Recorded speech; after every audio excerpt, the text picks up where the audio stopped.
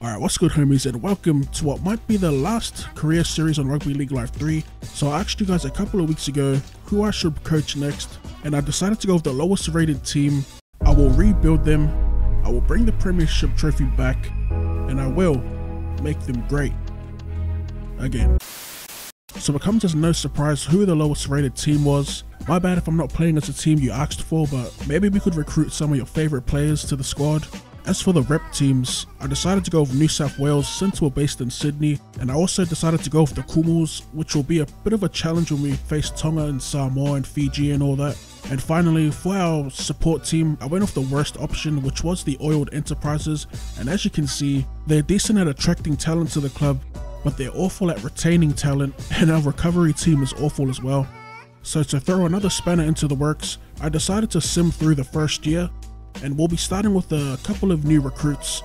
Before we get into the recruitment process, this was pretty much a little list of what I was looking for. Granted, I didn't even really fulfill my recruitment needs. Part of it was due to the lack of talent on the market, but we'll build upon that. I'm going to try and go for 2 seasons.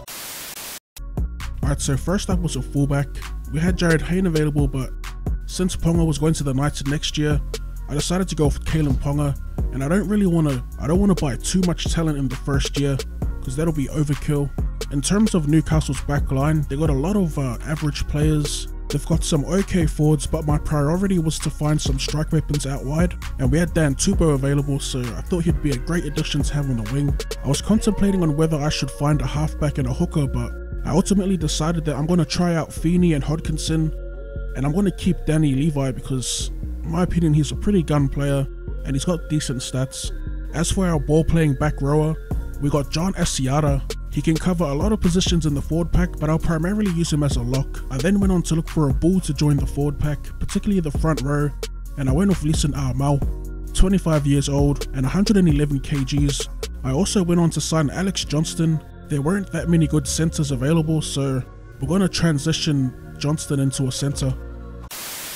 So just to reiterate, this is who we went on to sign. Dan Tupou for the wing, Alex Johnston to play in the centres, Alessia to play as our lock, Lucian will be our starting prop, and finally Kalen Ponga will be the last piece to our spine.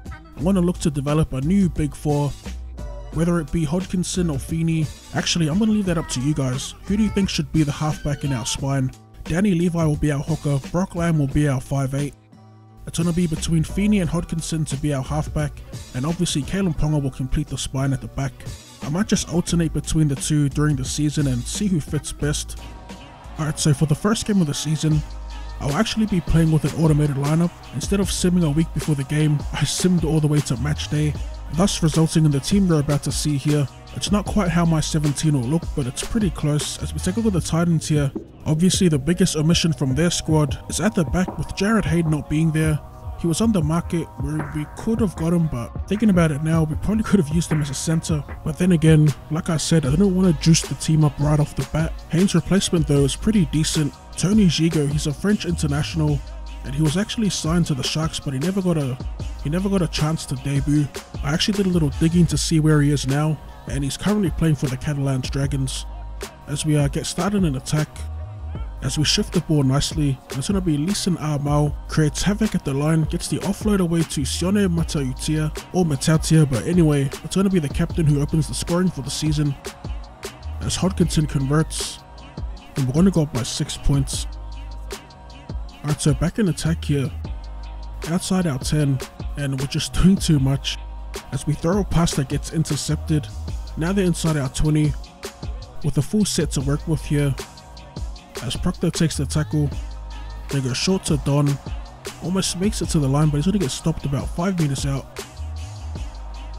They go short once again, and this time it's going to be Conrad Harrell. He just muscles his way over the line, so we just ultimately get punished for that interception.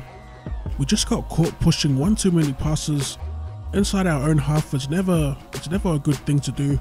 As we transition to about the 75th minute mark, we throw a wide ball to Alessia, dummies inside, we link up with Ponga, and with a huge overlap, we try and throw the pass out, and that's going to get intercepted as well, as they score on the death. Anthony Don that was, as they review the grounding here, and it's going to be no worries, they're going to get the green lights, and that's ultimately going to be the game. Alright, so full time, We fought to the Titans at home, 12 points to 6. We took the L going into the game when we simmed too far, but that's going to wrap up round 1 and the introduction to this new career series. And as always, drop the like button for more content. Thank you for tuning in, and I'll see you later.